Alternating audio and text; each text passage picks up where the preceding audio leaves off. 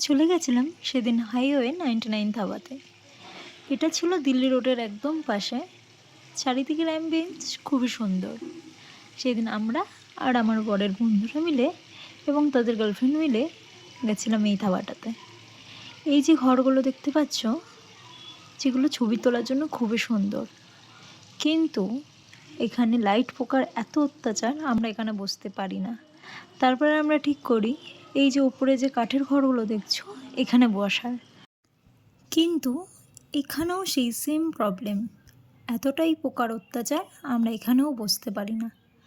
তারপর আমরা এখানে কিছুক্ষণ ছবি তুলে একটু হই হুল্লোড় করে তারপর আমরা ভেতর দিকে চলে যাই বসতে।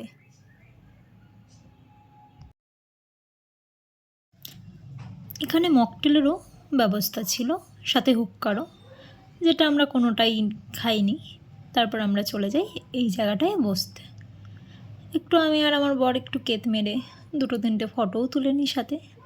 তারপরে আর কি, সবাই একসাথে হব, চা খাবো না সেটা কখনো হয়?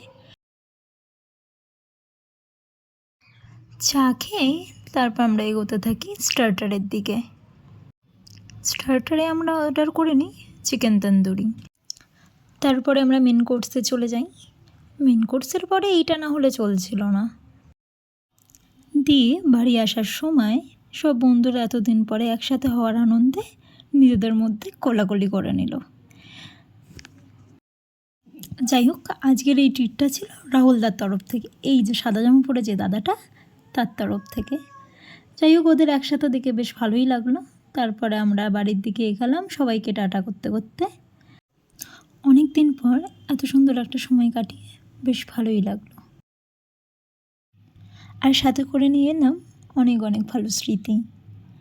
আজকের মতো এইটুকুই, টাটা। দেখা হবে পরের কোনো ব্লগে।